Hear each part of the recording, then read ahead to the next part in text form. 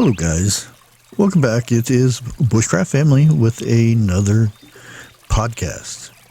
I'm kind of doing these for myself, and not so much for myself, but for my kids and my grandkids. Maybe one day will want to know what kind of person I was, or what kind of things I did when I was, before they knew me and whatnot.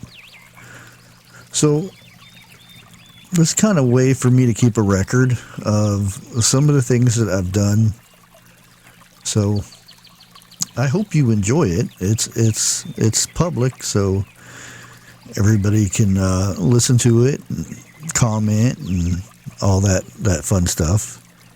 And as you know, I do have in the background, I have some nice video playing and everything. I thought it was better than seeing my ugly mug up there all the time and watching me talk and whatnot. So at least you get some enjoyment of some nature.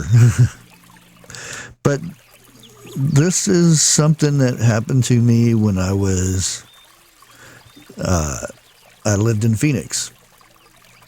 I was living on my own. I was actually 16, 17 years old.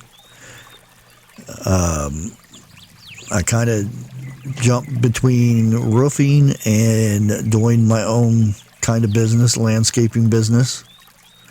I mowed lawns, $10 to $15 a lawn, just normal city size lawns.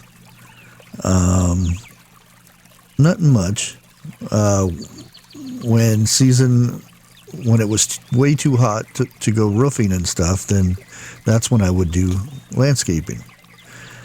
But one day I got dropped off from roofing, and I had to walk a few blocks to get to my apartment. And on the way, there was a few houses here and there. I'm sure it's all grown up by now. It was just off of Grand Avenue in Phoenix, Arizona. And you could smell something horrible burning. And as I'm walking, I'm keeping my eyes open because I can smell something really bad burning. It's not like a barbecue or anything.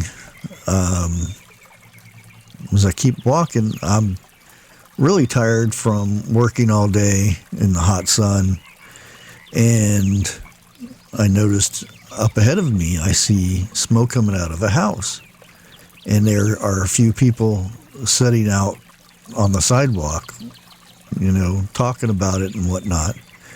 And as I'm approaching the house and I spark up a conversation with the folks out there, and I asked them, is there nobody home? And they said they don't know. So I said, did anybody check? Did anybody call the fire department? And they said they had called the fire department, and the fire department told them to not go into the house. And I heard a dog barking inside the house. And my first thought was, I don't want to listen to a dog being burned alive. So my first thought was just to break the door down and let the dog run out. Because I thought, well, he's probably behind the door trying to get out. His owners are probably at work or whatnot. So I run up, and people start yelling, "You're not allowed to go in there. You're going to get arrested." And that was the furthest thing from my mind at the time. And again, I'm 16, 17 years old. Not much of family-wise. So not thinking so much about myself or anything like this. But my first thought is going to the door, seeing if I could open it up. As I run up to the door, I grabbed the doorknob and instantly burned my left hand. It was extremely hot, so my first thought that more than likely this dog is not by this door, because evidently there's fire by the door.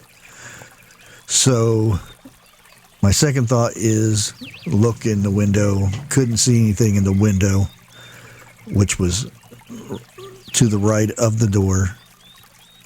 And then on the houses and stuff, the majority of the houses in this area, they have a driveway with a carport, and next to the carport is usually the side entrance to get into the house. So as I go around that way, again, I test the doorknob, and it's warm, but it is not hot like the other one. So I jiggle the knob to try to get in. Door's locked. I can still hear the dog yapping and something awful. So my only thought is to break the door down and then hopefully call him to where he can run out the side. Well, as I do this, it takes me a few tries to break the door down. I was not a very big 16-year-old. I was barely over probably 130 pounds. So it took me a couple tries to get the door, but finally got it. So I call out for the dog. Here, doggy. You know, the normal calls for a dog. Dog's not coming. I can still hear him barking and yapping. So I go in. And as soon as I go in, the heat from the place and the smoke hit me so hard I almost fainted and fell to the ground, which in fact probably saved me, because when I went to the ground it was a lot easier to breathe. Because once you go in to that certain height and you try to breathe, it sucks the air right out of your lungs. And then you take a big whiff and you got nothing but the smoke in your lungs. So I'm on the ground and I'm still calling for this dog. I can feel the floor, the linoleum on the floor is bubbling in certain areas. I'm trying to crawl as fast as I can. I go to the direction of the dog, where I hear his bark, and I head to what I assume is a bedroom, and he's barking like crazy trying to get into this room. So I reach up and open the door, and the dog runs in, and in there was an elderly woman. I really thought that she had suffocated from no oxygen in the house. The dog immediately jumps up and starts licking her face, and she moves. And the only thing I can think of is to pull her out of this bedroom. Excuse me. And I didn't want to grab a hold of her or anything, so my only thought was she's already on the bed.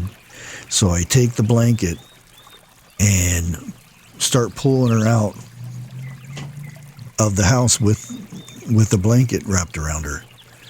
And here comes the little dog. He's still yapping away, and he's following us out. And I continue to pull. I got her through the kitchen, which was a lot easier going through that linoleum than pulling up from the carpet. And as I got her to the edge of the doorway, I knew there was no way for me to pick her up, because she was a pretty good sized woman. And again, I was not that big. So my only thought was to get her to the edge of the stairs where I could roll her over onto my back and then lift up that way. And if I had to, crawl until I got to the front yard, which that seemed to work. I didn't have to crawl. I was hunched over, and this woman was sitting on my back as I was walking toward the edge of the road to where the people were still out there watching. Luckily, one of the gentlemen decided to help me once I was about 5 feet from him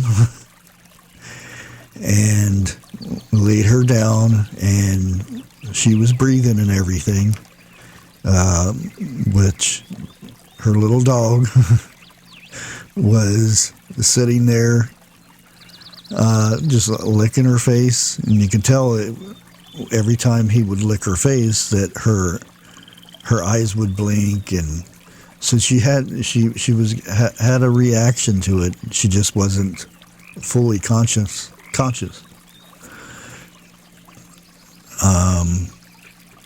I'm lucky because at the time I didn't know CPR or anything like that, and as we were setting out there, I'm trying to ask her, is there anybody else in the house? And not getting any replies. I was thinking about going back in, but I never did. Good thing I didn't, because there was nobody left in the house. She was an elderly woman living in the house herself. And within probably 3 minutes of removing her from the house, fire trucks had started coming in. So that was my kind of my cue to move on, which I did. I ended up walking the rest of the way home, very, very sick for the next 3 days. It was pretty much puking up like soot or something. It was a horrible feeling.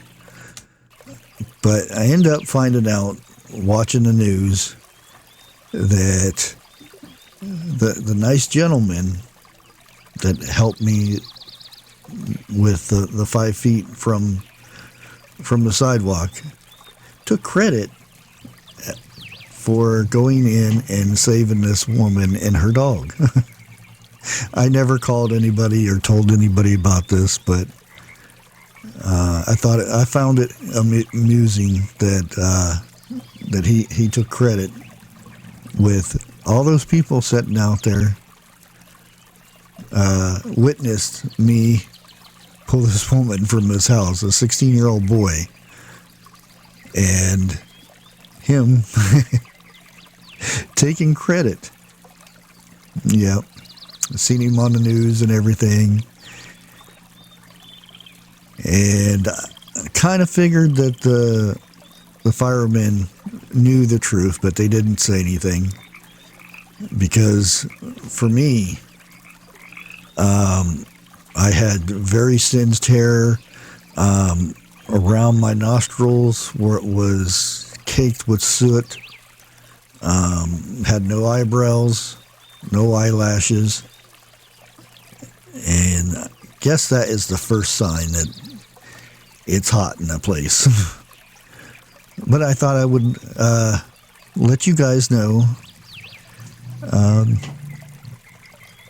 little story about when I saved an old elderly woman and her cute little dog. I may not have gotten credit for it, but I wasn't there for the credit. I was there just to save the woman's life.